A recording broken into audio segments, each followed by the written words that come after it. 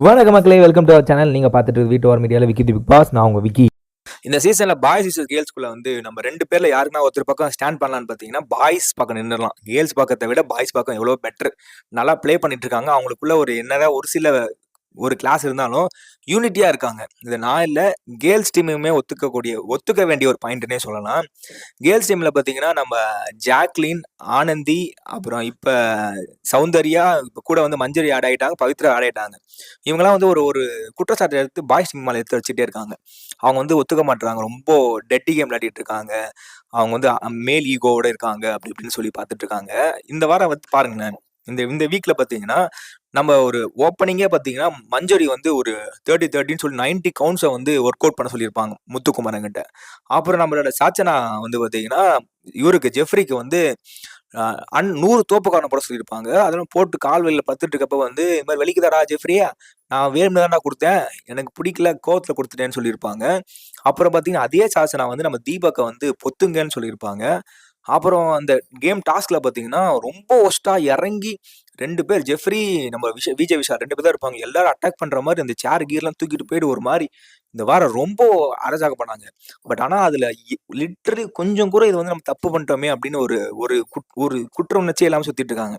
இதே பாய்ஸ் இதுல எதுனா ஒண்ணுத்த வந்து பாய்ஸ் பண்ணியிருந்தா கூட தயத்தக்கான்னு குதிச்சு பயங்கரமா வந்து ஒரு பயங்கரமா ஒரு மேனிபுலேட் பண்ணி ஆண்களே இப்படிதான் அப்படிங்கிற மாதிரி ப்ரொஜெக்ஷனை வந்து கொண்டு வச்சிருப்பாங்க. நம்ம ஜாக்லின், சௌந்தர்யா இவங்கலாம் சேர்ந்து, ஆனந்தி எல்லாம் சேர்ந்து.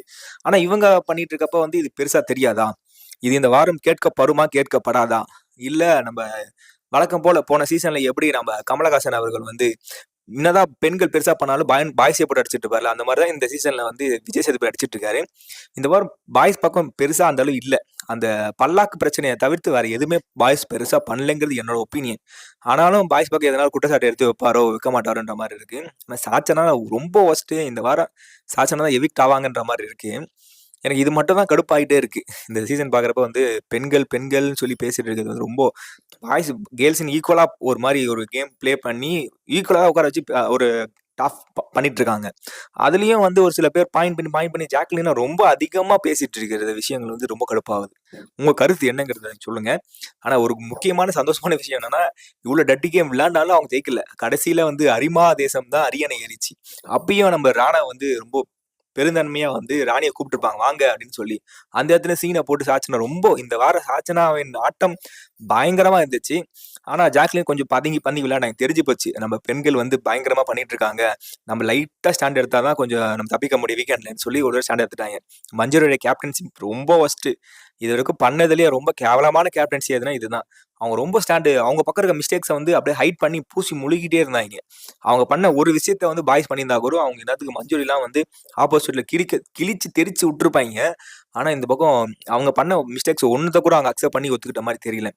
ஆண்கள் எனக்கு தெரிஞ்சு டாப் 5ல 5 பேருமே ஆண்கள் போனா சந்தோஷமா இருக்குங்கிறதா என்னோட கருத்து. உங்களோட கருத்து என்னங்கிறத சொல்லுங்க.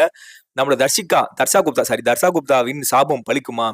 ஏன்னா அவங்க போறப்ப சொல்லிட்டு போயிருப்பாங்க, நான் போறேன் அடுத்து ஒவ்வொருத்தரா வெளியே வாங்கன்றுவாங்க. அந்த அடுத்தடுத்த வகையில வந்து சுனிதாவும் போயாச்சு.